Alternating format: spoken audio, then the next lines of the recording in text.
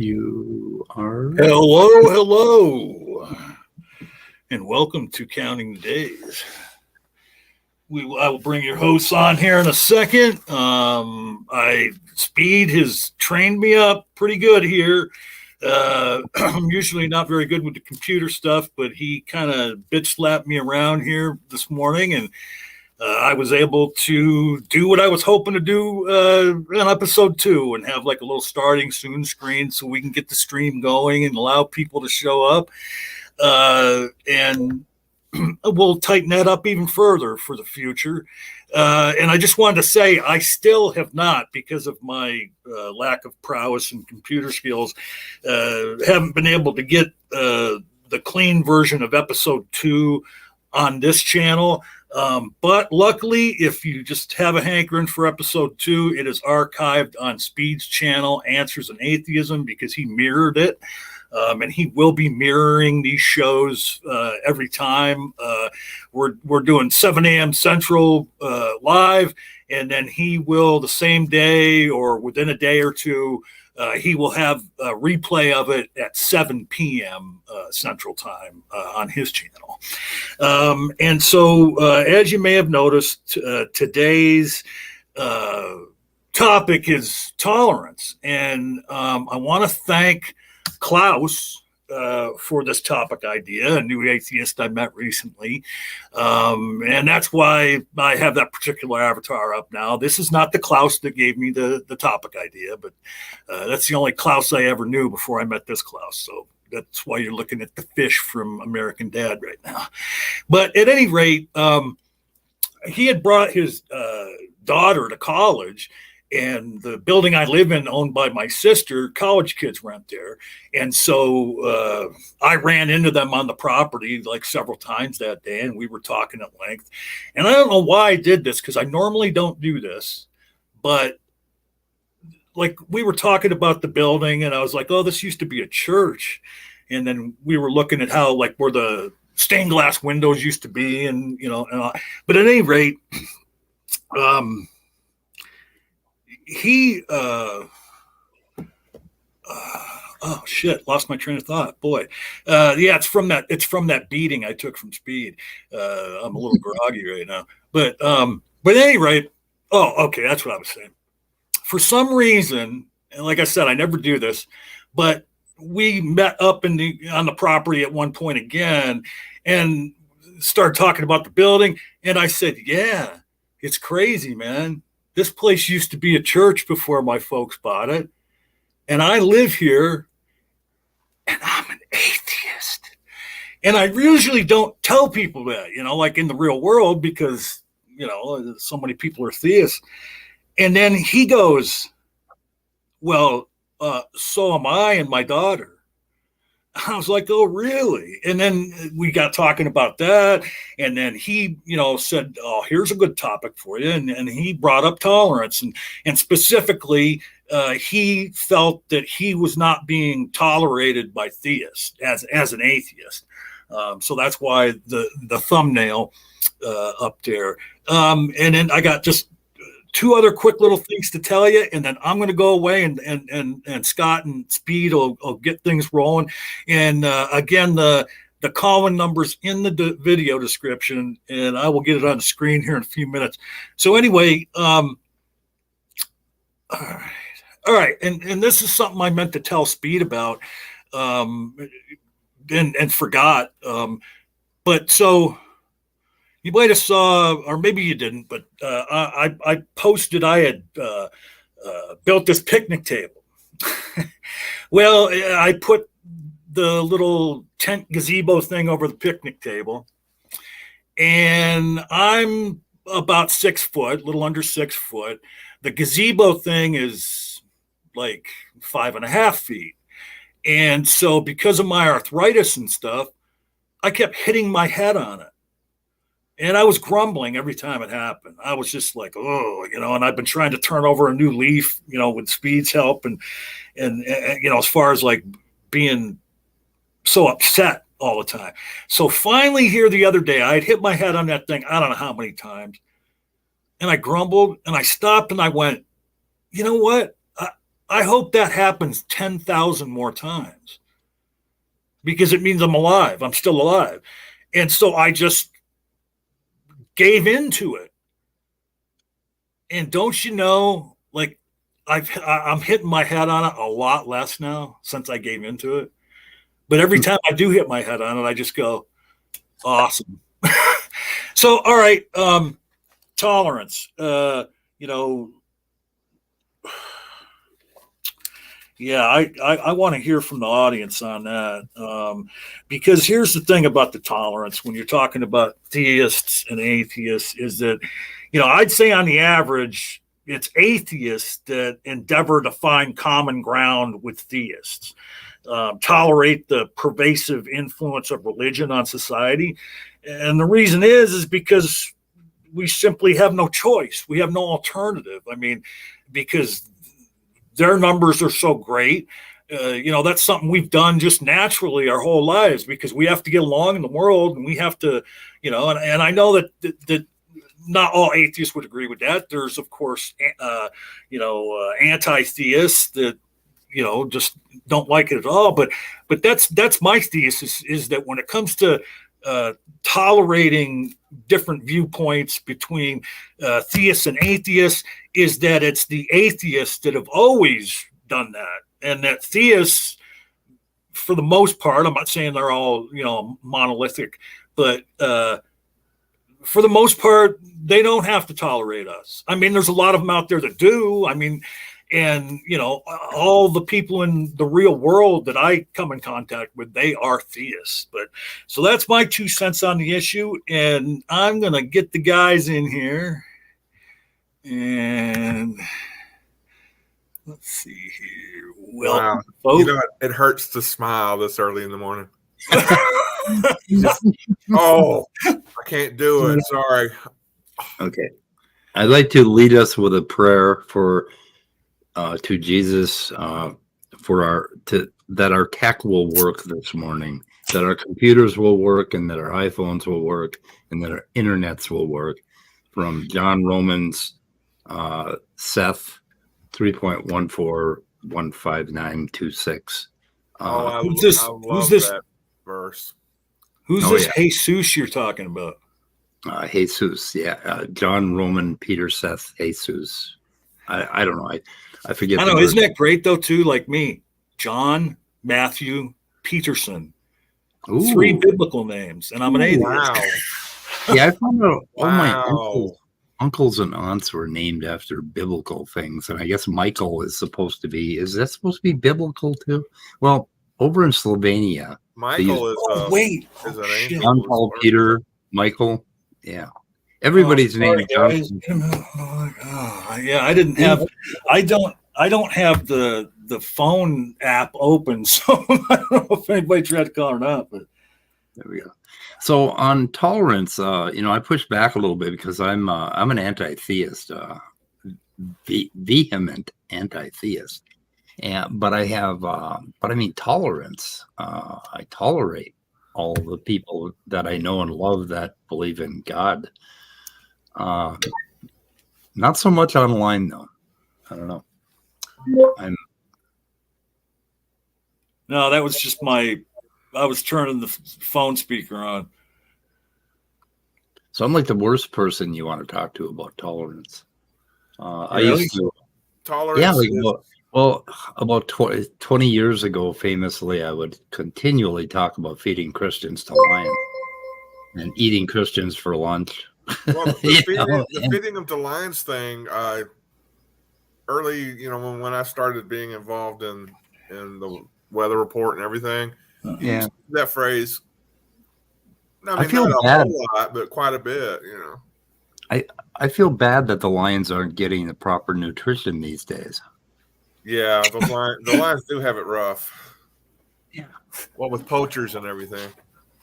All right, so I direct my attention elsewhere for like 30 seconds, and the next thing I know, you guys are feeding people to the lions. What happened? We're talking about tolerance. Tolerance is a great goal, but in working it out in real life is a bitch. And this is a stream about, or a series about spiritual development as secular people, and I tried. My fingers did not work very well, so I wasn't able to look up what the Humanist Manifesto says about tolerance. Yeah. But I think that is a secular humanist value of all things, because we can't really afford to have intolerant views about other people's religions, other people's cultures, other people's ways of life. Tolerance also involves accommodation in quite a ways, similar to the I'm sure there was a city council meeting very heated about the idea of putting in bicycle lanes on city roads, because people don't like to tolerate bicyclists out there on the road.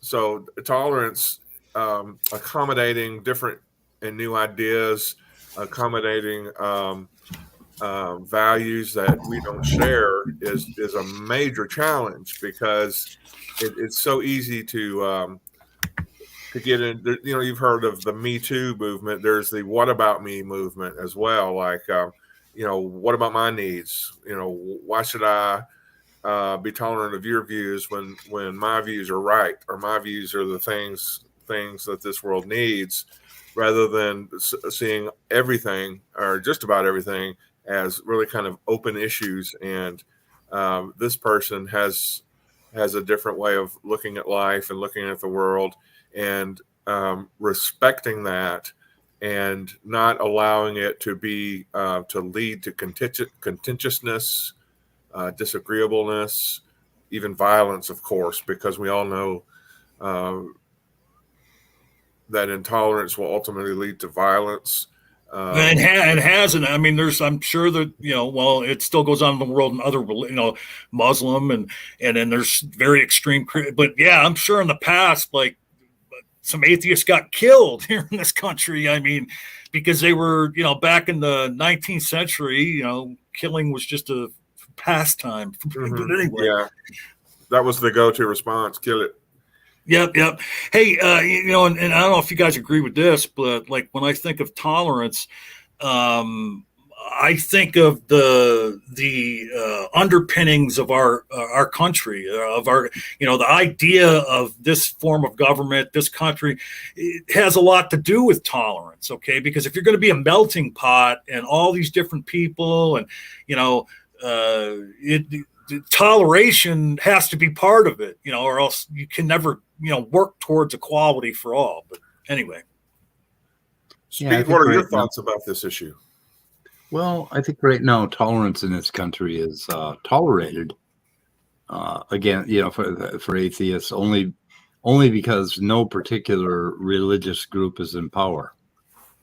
And as soon as some religious group got in power, then we'd start to see all kinds of bad things happen, because of course everybody has multiple solutions. So we really need to separate church and state, and we really need to be extremely tolerant of Muslims and even Christians. I'll even throw them in there.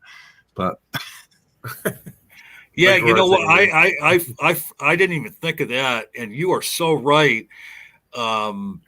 We have to be vigilant because there are extremist groups, even in this country, that their end goal, they want a theocracy. And I'm talking about like the NIFBs and, like Marjorie Taylor Greene said it right. Say that again. Marjorie Taylor Greene, she said it out loud. Yeah. People like that. Oh, yeah, absolutely. And I just want to real quick step in and address the audience here. So the phone is working. So if you want to call in. And I just want to say hi to everybody here. And I guess I'll say hi to No Name first because he's got no name. Hey, what's up, No Name? Lori Hayes is here, which, of course, is David. And who else? Wooly Ignorant showed up. I don't know if he's still here. Who else? Am I missing anybody? Well, Scott's here in the chat, of course. And so is Speed. I'm a chatterer. I gotta get me some chats in. I'm trying to read the chat. Yep, I think I got everybody. If I didn't mention anybody, forgive me, please. Phone lines are open. This is a call-in show. We'd really love to hear from a theist. As soon as a caller calls in, see, here's the challenge, okay? If you don't like me, but you like Scott and you like Mike, you need to call in and talk to them because I leave when the caller calls in. I go backstage. So you don't even have to hear me or look at me when there's a caller. So if you hate me, you need to call in and talk to these other two guys. Yes, and the one thing that we're going to be intolerant about is anybody who says, are you going to be tolerant of the intolerant? And we're not going to tolerate that. Oh, yeah, I've heard that one before. See, you aren't tolerating my intolerance. That's one of those Fox News motherfuckers. Well, and then like something that kind of goes with that. I've often said that being bigoted towards bigots, that's virtuous. That's an application of bigotry that is okay. If you're bigoted towards racists, well, then that's okay. Yeah, I'm laughing at No Name's little comment about the Dutch because I love the movie Blazing Saddles. Oh, is that was something from Blazing Saddles? Yeah. They had a whole thing about tolerance and accept the Dutch. Well, it's a good thing you stepped in and said that because I might have read that, and because I'm of Dutch heritage, Peterson, I might have read that and thought No Name was going after me, man. Yeah, so it's a good thing you caught that, Scott. And of course, I missed it all. Blissfully missed it all. What's that? I have no idea what you guys are talking about because you haven't. Like I did a few minutes ago, where I was just like, "Yeah, man." Do you know how to put comments on the screen? Sure. Why? What? Yeah, I do. I haven't done that yet today. Is there a particular one you wanted me to show? Well, whatever you guys were talking about with No Name, I didn't see it. Sorry. And I'm intolerant. I guess the one important thing is the challenge that tolerance poses. To be nice, it's the Vio Tangelo, and then I'm sorry, Scott. I was on I was chatting. I was in a Bible study group for atheists, and I said out loud that I wanted that there's probably no hope for humanity until we stomp out religion.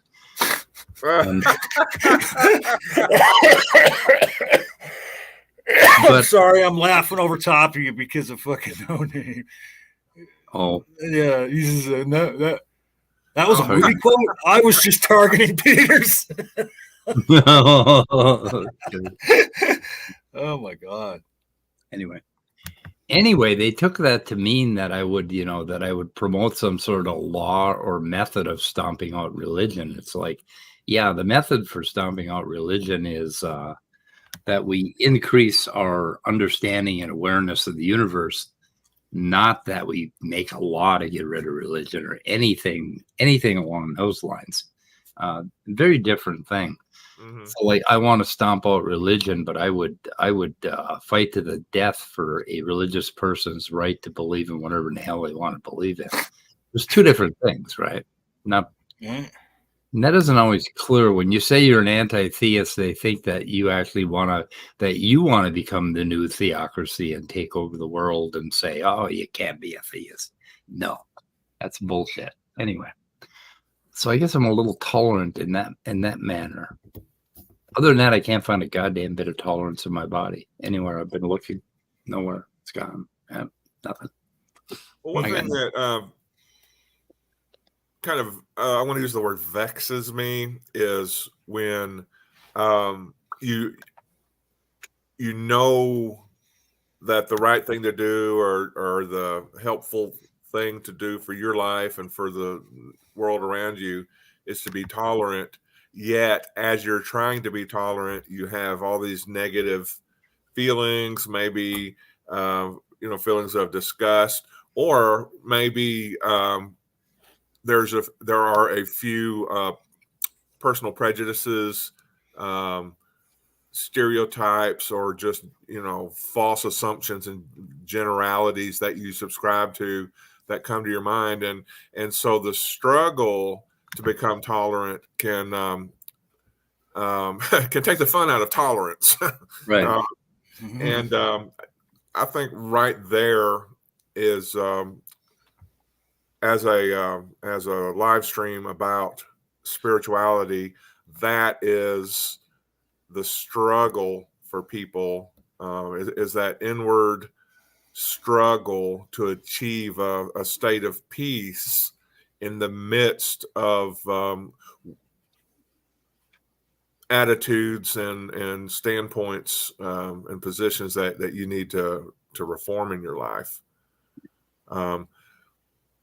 Anyway, I don't want to blabber on. I have concepts that are kind of cloudy and moving around in my head in a disorganized way, and that's about the most I can say to express that. Is I don't know. How tolerant am I when the rubber meets the road and I'm faced in real time with people I have unhealthy beliefs about. Well, it was Go ahead. I was going to say, I understand what. I was just going to say what Scott said is that, yeah, I find myself, like I like to say, I'm tolerant of everybody. I believe in equality for all. But then when there's certain situations, you find yourself uncomfortable around a certain person. And then you have to ask yourself, well, wait a minute, am I really tolerant? Do I, am I really for equality? Why did I feel that way when I was around that particular person? But go ahead, Speed. Sorry. Okay. I was sitting with I was at a social function. I was sitting with a person who I'd come to like a great deal. I thought he was kind of a wonderful guy. And we started talking about guns. And we had that in common, that, we're both gun nuts. And because I was a gun nut, he assumed that I was also a Nazi and a racist and a staunch Republican that wanted to stomp out all gay people. And so I found myself sitting with this guy and listening to him for 45 minutes talk about really, really things that really I was not tolerant of. And how did I handle that? Well, I felt a lot of bad things, right? And I still feel a lot of bad things towards this person. But I didn't say anything. And I didn't get up and walk away. I treated him like a human being. I listened to him talk or rant or rave or whatever. And I don't know, is that tolerance? I mean, I cannot control how disagreeable I find certain ideas. Well, real quick, I have to say real quick that I think that's a misapplication of tolerance, because when I encounter hold on, when I encounter racists, I get right in their face and let them know about it. And maybe that's wrong too. I don't know, but people, like, I've asked people, I've got, and I could have gotten hurt doing this. Like, I've gotten right in somebody's face when they said something racist and I heard it, and I'd just be like, right in their face, call them whatever. You've seen me lose my temper and flip out. And I don't know. That's just, you flip out? What? I've never seen you lose your temper, John. Never. Not since last night. But yeah, I don't fault you for, like, because the thing is what you did is the smart thing to do, because you don't want to get into like an altercation with somebody. But I'm saying what I'm saying because I can't tolerate racists. I'm sorry, or bigoted people like that. But anyway, here's the tool. Nor do I think you should tolerate racism. And just real quick before you go, Speed, want to say welcome to Bree is in the house, and also somebody else showed up. Eric 311's here. Oh, he snuck in. Eric. Yep. Hi, Bree. Hi, Eric. Let's see. I got to get I have to get a hold of Bree, because I don't know if you noticed, Speed, but like a few times when I put the counting the days tweet out, I had pictures of bugs, because ever since you kind of woke my ass up here in the past few months, and I'm like seeing everything, and I'll take a walk and I'm seeing all these bugs, I'm taking pictures of them, and just because like I told you earlier, I'm just feeling like I did when I was younger, where I get up every day and, oh, what am I going to do now? And that, you know what I mean? And so I've got all these pictures of bugs, and I don't know what the hell they are, but I know Bree knows what they are. Yeah. Anyway, the tool I applied when I was talking to that gentleman is, this is not my fucking job. Okay. And this is a really important tool that you can apply when you feel yourself becoming intolerant of somebody. You can just consider, number one, nobody wants to hear what the fuck I have to say. Maybe, it's possible that nobody wants to hear what I have to say. And this is not my job. It's not my job to stand up every time there's a bad comment. I'm not, I'm not some kind of warrior for good, that sort of thing. God, but then when I hear Sal Cordova say something crappy about science, and it's like, this is my job. Okay. This is my job. Like, that's a cool point. That's a good point, though. Like, yeah, even like you're a good person, Speed, and you give everybody, an equal shake. But yeah, it's not your job to make sure everything's good in the world, and it's not any individual's job. No. So So I'm backing off my opinion of a few moments ago. Like I shouldn't say that it's a bad application of, because as I said, that's correct, because you don't want to get into altercations and stuff. So yeah. And what good will it do? It's just going to bounce off them anyway most of the time. So it's just not my. But that's a good little tool to keep in your, in the back of your head, is this is not my job. And my sponsor famously gave me the one that, maybe the world doesn't need my opinion on this particular matter. Maybe the world is going to be fine without my opinion today. Oh yeah. Being able to be okay with that idea that, I'm in the store and I see somebody haul out their, do some shitty thing to somebody, or something goes on in the store, and I'm like, well, I have an opinion. Maybe the world will be fine without it. It's so, that is so cool, dude, because like, okay, here it is. Like, this is our show, and here I am, and Speed's here, and he's dropping wisdom again, like, yeah, no shit. Like, that's so simple too. Like, yep, I have an opinion on this subject, but the world will do just fine without my fucking opinion. Like, right. I mean, it kind of goes back to, I don't know if you noticed the one tweet I put out on the Twitter account, where one day I was thinking about that Stephen Colbert video, and then I tweeted out something like, get over yourself. You're nothing special. just another one of the 7 billion or whatever. And then the very next sentence was, but you're also the most special thing that ever was. Because you're a human being. But anyway, go ahead. You'll be more special if you learn to keep your mouth shut once in a while, everybody, I think. Oh, shit. I thought you were talking. Oh, hey, Kevin's in the house. No, my mom told me that. He said, you'll be more special if you shut your fucking mouth. Yeah, well, it's so funny. I thought you were addressing me personally there when you started. Oh, there you go. You see? Yeah. Kevin Valentini music? Right. I think that's my buddy, the Trusty Ape podcast. Oh. It must be some sort of musician. Maybe, I think. I mean, I don't know. Like, he has so many accounts. Is it really easy to keep changing your name all the time on, I've got two. I've got Mike Bruznak, my personal name, which if I comment from my phone, it shows my personal name. Thank you, Apple. And then because signing on a different account on your phone is takes an act of God. And then I've got Speed of Sound. Or Answers in Atheism. I don't know. Like some people. Well, folks. Oh no, I have Speed of Sound too. Well, folks, we are a call-in program, and really what we've been trying, this is only third episode, but we're trying to get some theists to call in. Now, I thought, sure, and especially, last night I went on a live stream and kind of made an ass out of myself because I had a few cocktails, but I thought, sure, I came in contact with somebody who rubs me the wrong way, and I just thought so sure. I'm like, oh, now that he knows about it, he'll definitely call in tomorrow. Not a theist, but I think these guys know who I'm talking about. But he didn't even call. Nobody's calling. And we told you in the one thing, they have to be up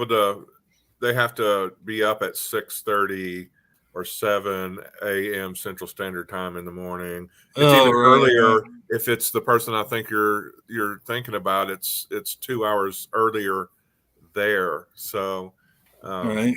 So that may be part of the problem. Okay. But I'm gonna go see if my little kitty wants to come in. It's 50 degrees out. I think maybe he does. I'm not sure. Well, while we're waiting for Mike to come back, there's also a kind of this. There's a faux, fake tolerance that people can display, and it may be more akin to impatience. But how when they stiffen up and they do this and they start counting to 10 under their breath because they're having to they're having to tolerate whatever's going on that they don't like. It's that pre-Karen seizure, I think. Pre-Karenosis. Yeah. Yeah, and then they burst and say something anyway. So. There's tolerance, but there's also a kind of a passive aggressive faux display of tolerance you have to be on the lookout for. Yeah. Well, and all I could think out when you were explaining that is the first thing that popped in my head is how down south, bless your heart and phrases like that. That just means fuck you, asshole. Bless your heart. Wow, bless your heart. It's so good to. You wore that. Bless your heart. Okay.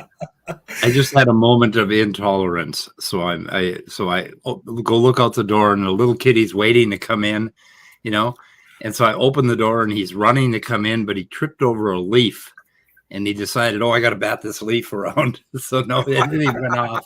And what? He is so stupid. He just on his way to run to the door, he trips over a leaf and totally forgets what he was going to do. So and then he got caught up in it like Peter Griffin, who saw the plastic shopping bag floating in the wind that time. Yeah. Childlike wonder at the dead leaves in the world. I don't know. Oh my God. Well, we'll give another 15 minutes, see if he wants to come in. Yeah. If anybody will, and see if he wants to come in, and then we'll give it another 20 minutes here because, like we said in the beginning, we don't get any callers. This will be just like an hour long. But again, we are a call-in program. That's why that number's flashing across the bottom of the screen. And I noticed too, like earlier when we first started, I never saw it until like a few minutes ago. Scott had shot me a private message. Hey, can we get the starting soon banner off the screen? Because I forgot to shut it off, but I just had gone to put the number up and so it went away. And then I found Scott's message later. I was like, oh shit. Oh, I need an ending soon banner for my shoot it in the headness. Ending soon banner. You just need a little animation of one of those pistols with the corks popping out the front. Yeah. Right. So I think I've been telling people the wrong name. There was this guy that hit the lottery in my area years ago and then pissed all the money away in like 5 years. But I'm thinking the name I've been saying that guy was, I think he was, you said shooting it in the head. There was a guy here in Pennsylvania 30 years ago or more who, a Pennsylvania politician, state politician, who called a press conference and then went to the podium and pulled out a gun and stuck it in his mouth and shot himself. Oh, really? Yeah. And I don't know. Well, you remember there was a newsman that did that too. Wasn't that in Texas or something? You know, the band Filter, the band Filter from the 1990s. They did that. Hey man, nice shot. That was about that guy. I don't know if you've ever heard Filter, but it was some industrial, really good song. But it was about that dude who killed himself on screen. KCA Randy in the house. That is a hell of a statement. You know, when you do that. Didn't some lady news anchor do that too? Committed suicide on screen recently? I don't know. Anyway. What a way to do it. Yeah. Well, I mean, the reason I thought of that is like, that's what you could do is look for that video clip of that politician doing that. And that could be like your ending screen for your show. Like actually someone shooting themselves in the head. So much more popular. Sure, that would help. Look at that. I like that actually. Get that beard right up there. I'm trying to do the Sal Cordova cinematic style.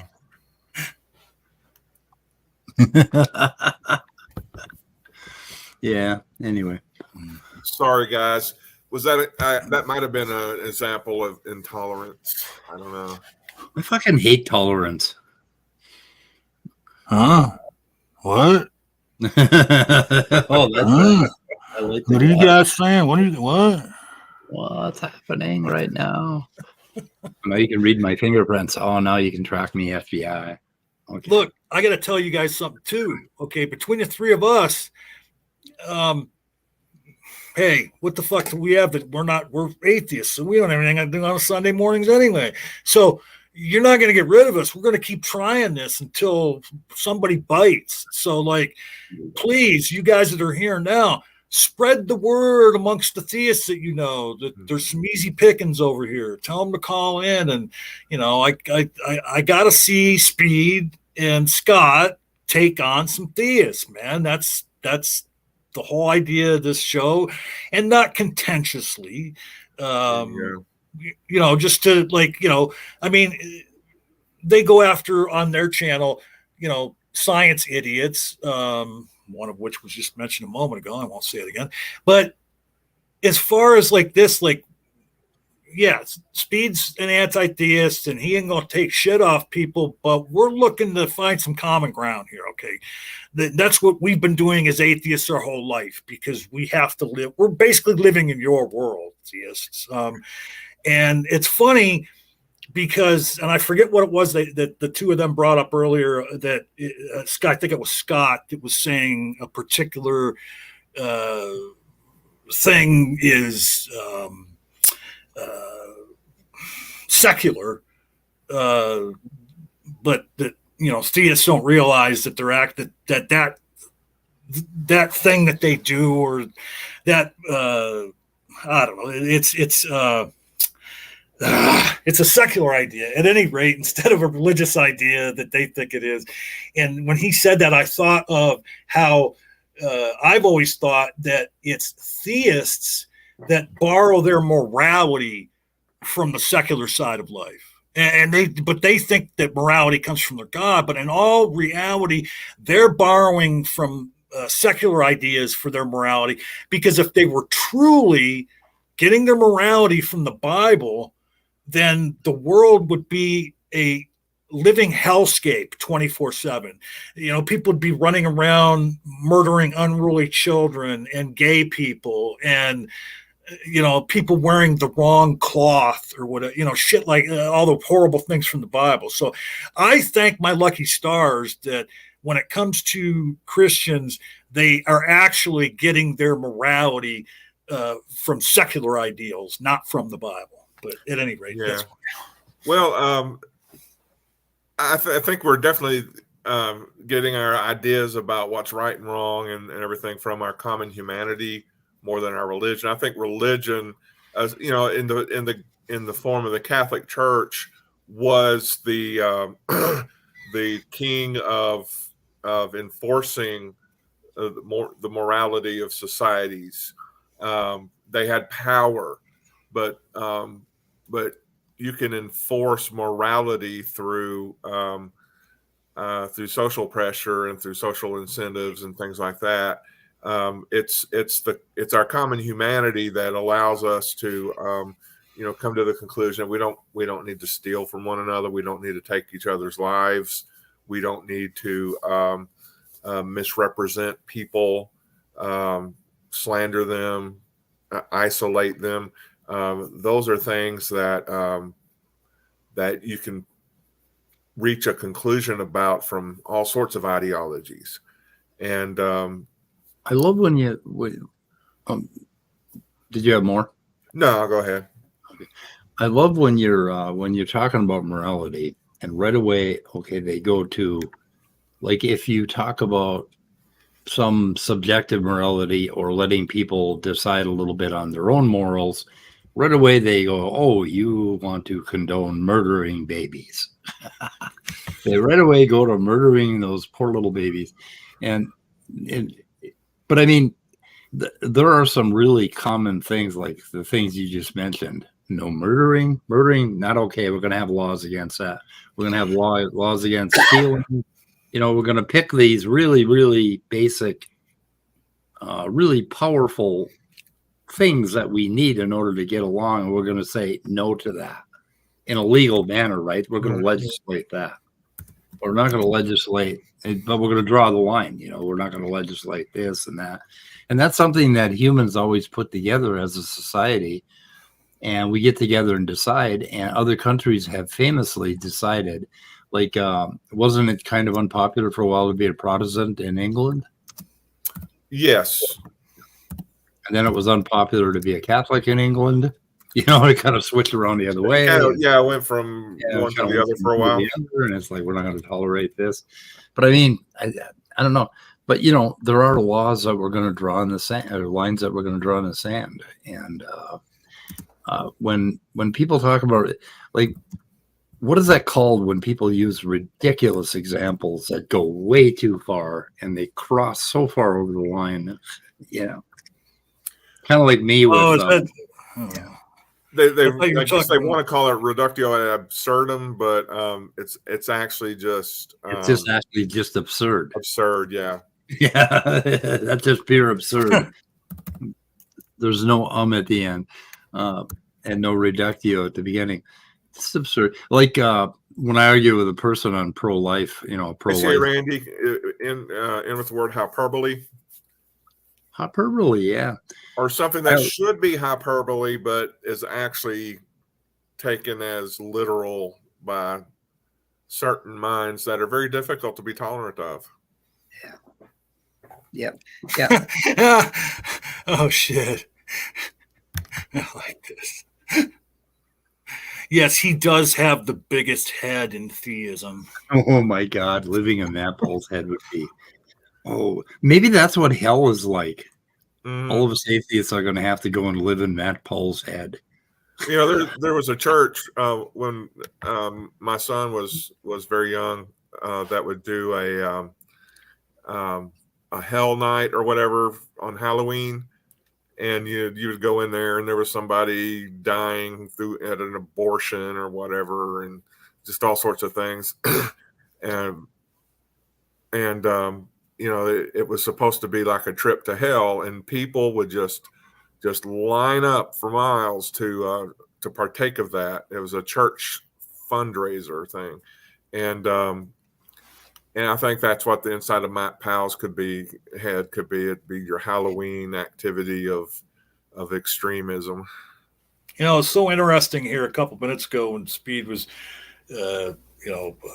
saying how when you get into certain conversations about the murdering the babies, and the first thing popped into my head, well, you know, you want to talk about murdering babies, go look at that Old Testament Bible there, and it's a primer on murdering babies. Okay, they've got all the real nice, clever ways to murder babies, and God Himself murdered every baby alive at one point, if you believe the Bible. So, well, you know, one of the best examples of morality, our society encouraging morality, is I take it from the 90s, back when there used to be blockbusters and Hollywood videos, is the "Be Kind, Rewind" sticker, because it was just a tiny little message encouraging people to rewind your videos, because the next person is going to want to start that video and not have to rewind it themselves. And plus you have all these workers. Yeah, they get paid, but who wants to spend their days, their shifts watching a rewind machine? So it's just, society is enough to encourage morality if they'll but do it. Why should we rewind? It's a kind thing to do. Why should we be kind? Because I like it when you're kind to me, and you like it when I'm kind to you. And so you don't need religion to reinforce morality. Religion is there to basically capitalize on your fears. And in the meantime, they've been kind of leased the role of enforcing the moral codes and things. well, and like we've talked about before on Speech Channel, I know we have. I mean, morality basically is evolutionary. I mean, and like you said, like getting together in societies and evolving our societies, that's where morality comes from. Because like you said, I'm kind to you, you be kind to me. I don't want any unkindness. I'll bet you my neighbor doesn't want any unkindness, that kind of shit. So, yeah. It's like language evolves.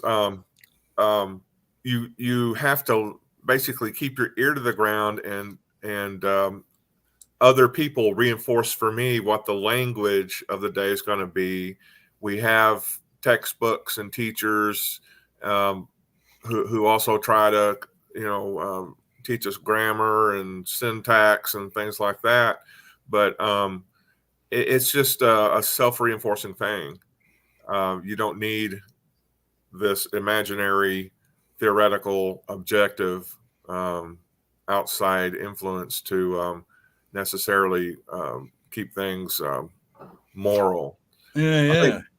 But now we're talking about morality. It's supposed to be about tolerance, but still, who cares? We've talked about tolerance. It's okay to, I guess, spread off into where morality comes from. Yeah. I mean, they're related, absolutely.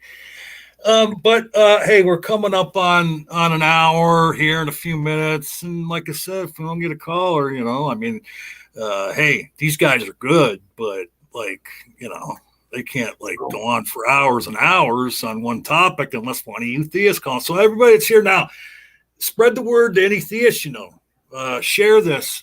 We have a Twitter in the description, I have all the links. I'm pretty sure I put all the links in there. Let's hope I did. I'm pretty sure I did.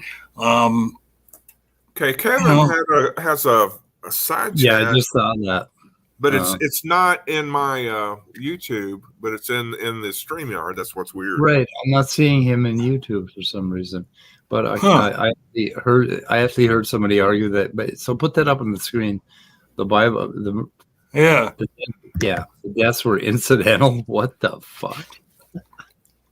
Well, no, because like I've heard other make the argument that the children and the unborn that were killed during the flood, they weren't murdered; they were just relocated to heaven. Yeah. So God should, relocate. So God should have been charged with manslaughter rather than murder, right? Well, I mean, I don't know. Whatever. They were incidental. I mean, it was just an accidental thing. He didn't really mean that. Yeah, relocate them. Relocate those souls up in heaven. Well, no, actually, did they go to heaven though? I don't know. There's a deep question. Well, right, like what's depending on what the religious, tradition, Christian tradition you're talking about. Like, there's different sects that think, well, when you die, you're in this like limbo place before the decision's made, or that everybody will be judged at the same. There's just so many ways of looking at it. You take that Bible and you get 1,000 different interpretations of it, So. Limbo, isn't that something about like? Let me see. Did I get this wrong? Dancing under a stick that gets lowered. Yeah, do you have to do that? Like you keep having to do that over and over again? Is that limbo? Hey, I never thought of that. That would make the Hindus right because of yoga. I've seen able to limbo. I've seen video of people doing that at parties, and I thought, okay, that's hell. Right? That's the actual limbo. Yeah. Hell. So, all right, dude dies, right? And he's surprised to find himself in hell. And, this assistant devil's walking him around. Okay, so you are going to be here forever. So the one consolation we give you is you get to choose how you're going to spend eternity. And so he takes him to this room. He opens the door, and there's some horrible shit going on in there. Like everybody's naked and getting whipped by chains. And he's like, yeah, no.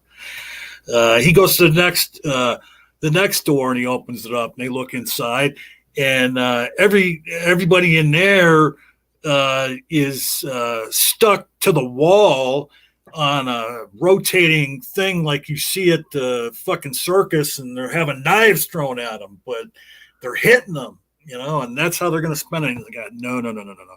So they go to this other room. Devil opens the door. Guy looks in. And there's, dozens of people in there. It's knee-high cow shit. The whole floor is covered knee-high in cow shit. And everybody's walking around just talking to one another, and they're drinking coffee. And he thinks about it for a minute, and he's like, oh, man, like, yeah, the cow shit. He's like, but... yeah, coffee, like it's better than them other two rooms. And he says, the devil, this is it right here. Yeah, give me a cup of coffee. I'm going in there. So devil gives him a cup of coffee. He goes into the room. He starts talking to somebody. 5 minutes later, devil comes back to the door, opens it up. He says, all right, everybody, coffee break's over. Back on your heads. That's a good one. Yeah. So, all right. Any final thoughts, guys? No. Well, not final. I mean, I'm going to go on thinking after this ends. So, well, right. To me, it's a mystery. It's a mystery how I could have any thoughts this morning. But yeah, I hate tolerance anyway. So I said it. There you go. Oh yeah. So I'm just wondering, Scott, does your beard ever have its own thoughts? you would think that when I wake up in the morning and look in the mirror. Right. What did that beard do? If I had that beard, I'd wake up and Snack would be sleeping in it. Mm-hmm. Especially, especially if there's any like if say I was having ice cream and it dripped down on my beard. Yeah. My dog will sniff my beard looking for little morsels. Tidbits. Hey, so are you do you keep small animals in your beard, Scott? Only if they're cute and furry. I don't just keep any old animal. Okay. So, all right, folks, we're gonna, to borrow Speed's phrase, we're gonna shoot this in the head. And again, please spread the word on this. Get some come on, everybody knows a couple of theists that they could, light a fire under their butt and get a hold of all your theists and say, yeah, there's these 3 idiots on Sunday morning. Here's the phone number, dude. But anyway, so count the days with us. Wait a minute. Oh, I never did do that. How many days, Scott, today for you? 21,446. Now, according to the actuarial tables, I should have 6,554 days left. Oh shit! All right. To make a difference, to do what I want to do, to seize the day. Carpe diem. Carpe diem, huh? Yeah. Seize the day. I'd like to. 81 is what I got. 26. Say it again. 26,181. Oh, okay. I'm 81. I'm 81 old now. It's horrible. And I am 21,441 days old. I am 5 days younger than Scott. I'm the baby in the room. You're the whippersnapper. I'm the whippersnapper, yep. And Speed is the big kahuna right now. He's the oldest. We're trying to get somebody to take over, Speed's spot, not here on the show, but on the list of how many days we've been going. So anyway, thank you for being here and watching this. And go ahead, Scott. Kevin Lentini just said that the best thing, the dude abides. Yes, the dude does abide. And I really need to get me a rug to draw the room together. 12,300 old is Kevin. Yep. Yeah, he's posted on the Twitter feed a time or two, I believe. So, all right, count the days with us, folks. We're going to get out of here. We'll be back here same time next Sunday. And count the days with us. Make every day count.